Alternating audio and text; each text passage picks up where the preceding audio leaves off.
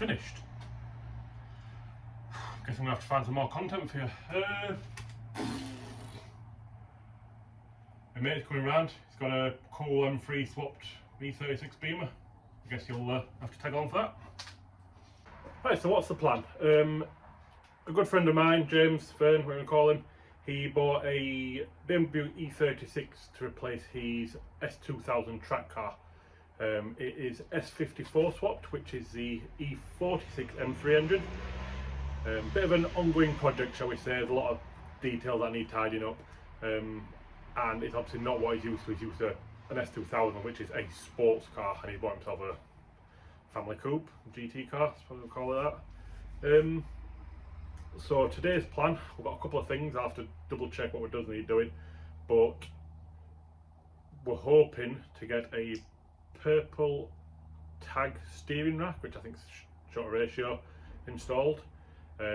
Caster bushers, the lollipop bushers at the back of the bottom arms. I'm not very up to date with me BMW stuff, so I do apologise. Also, when the person who swapped the engine installed it, he didn't hook up the heat core, the heat matrix, so he's got some coolant, and we're hopefully going to get that reinstalled, because obviously no heat is not great. There's probably some other stuff off the top of my head, that's what's happening. I don't know how much of this I'll vlog. I'll try and vlog it as normal, but we'll see how we get on. So I'm just going to have a quick tidy up, wait for Vern to arrive, and hopefully get started. Right, so the car there, Vern's here. Vern don't want to be on camera because it's awkward. Beautiful car, as you can see, E36 in Techno Violet. We did put these awesome carbon door cords in, look at them. Didn't vlog that, but they're beautiful. Fit really well in the bargain price. Don't know where they're from, don't ask. Jeff Steel Racing. But it's a really nice car. Vern bought it as a bit of an ongoing project. It was S54 swapped. S54? See, I don't know BMW stuff. But it did need a little bit of work. It's a bit of map work. It's not fully plumbed in. Just general bits and bats. So, oh yes, sorry. It did have a big carbon airbox on it. Looks mega, sounds absolutely beautiful. But I don't believe it was mapped to it or something. We're not sure it's mapped to it. So what? Yeah, no math, all that type of jazz. So ignore this bit of a bodge job. It's basically just to keep it going, get the carbon airbox on, get it all mapped in properly, and yeah. But yeah, so today's job, first off, we're going to get the front end up so we can have a look at the, excuse me Vern, bottom arms. E30 bottom arms, because they're solid mounted instead of rubber mounted, because race car. And heat hoses, because at the minute it's just got air that blows but no temperature control. Now we've got front end up, wheels off. Wheels are mega, they were rattle can black but mild better solar. OEM finished black, look shit. Just a little insight on the car, BT coilovers, proper brake cooling. When it's done it'll be a weapon, but it's not done, so it's not a weapon. It's a bit shit. He'll get there. Right, so we're going to do these bottom arms here. Swap them for them E31s. We've got some caster bushers and all, which are these funky looking things. Pretty cool. And while I'll be messing about, Vern's got the pulling them off, because we've got some heater hoses back here in this sea of black.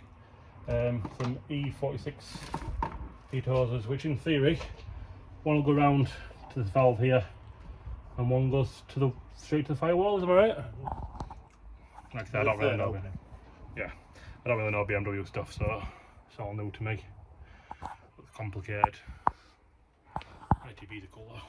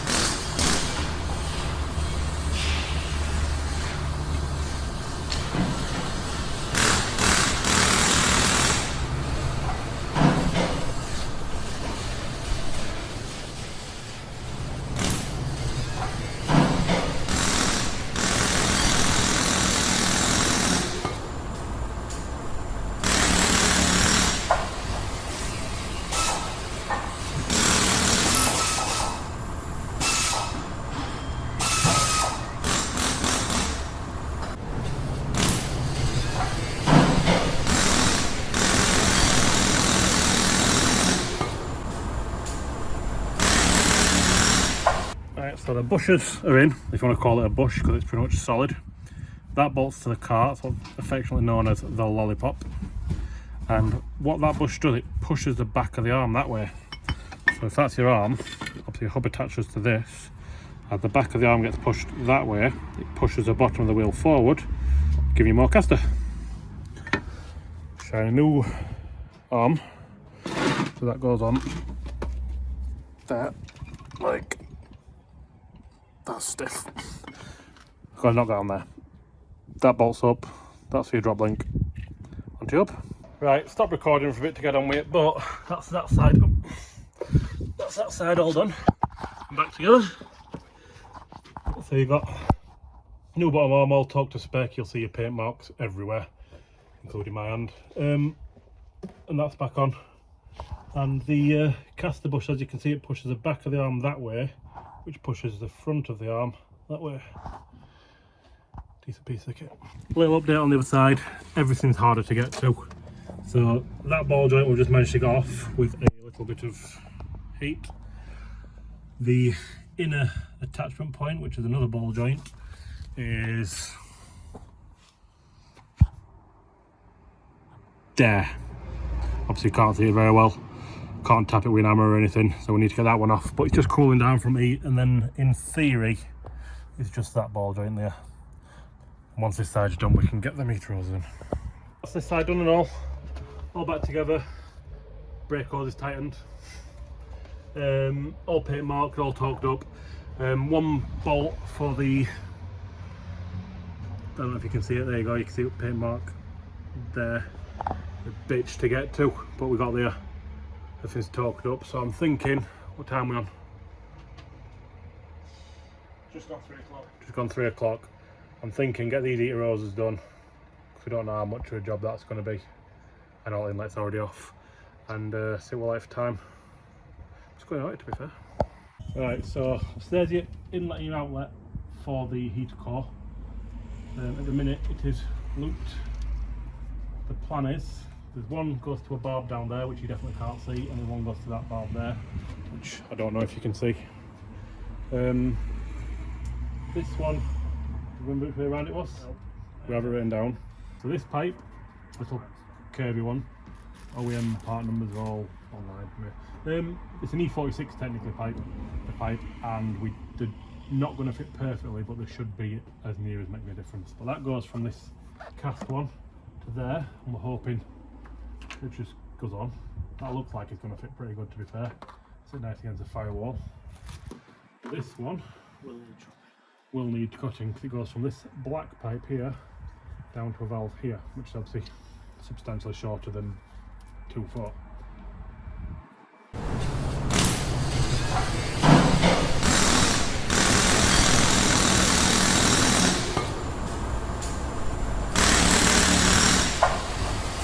Right, update time. We've got the hoses on, and everything we've read online says this black hose, if you follow it here, goes to this valve block, and this aluminium hose, the feed goes into the control thing, and this is a return which goes out of the heater matrix. However, it doesn't seem to be working. We tried bleeding it, it doesn't seem to be doing a great deal. Just had a look on some forum, and a picture shows that guy's got them the other way around. So we're going to put the car back together, put wheels on, get it on floor and stuff, and when it's cooled down, try and swap them over, drop some more coal on the floor, see how that goes. Don't know how much you can hear, but it's all roughly back together. It's just all pushed together. Heater hoses will swap round, and we're just running up temperature, so it's all bleed through. At the minute there's still nothing coming through on the heater, but the temperature gauge is like where it needs to be. The radiator's hot, the hoses are hot, so I'd expect the heater to actually blow hot. There is like a little valve in there, and they are known for failing. This is a second hand one off eBay, so yeah, I don't know BMWs. Alright, little update, still won't work. We think this valve, what's it called, Vern? Heater valve. It's just heater valve, that was simple. heater valve is faulty because there's heat going in. If you feel the hose going in, it's hot, but there's no heat coming out. They're both. I mean, there's a little bit of heat in that hose, but I don't know if that's residual heat. That one's freezing, which is the one coming from the core. So yeah, we're thinking the valve is bad. Brand new aftermarket for like 30 quid. So Vern's gonna get one of them ordered. We can change that when we come back to change the steering rack. It's 3 hoses, a plug and a bracket somewhere. Yeah. So yeah, we'll put the car back together now. Call it a day, I think. Go spend time with my wife and daughter. We're currently sat over there in the Clio. I don't know doing what. Right, so Vern's gone home. We've called it a day. Got the bottom on the caster bushers done. The heat hoses are on and they're all the right way around. We double checked everything. We're going to do a little bit more research, but we're 99.9% sure they are the right way around. So he's going to order one of those heater valves and swap it over, or bring it back in, we'll swap it over here.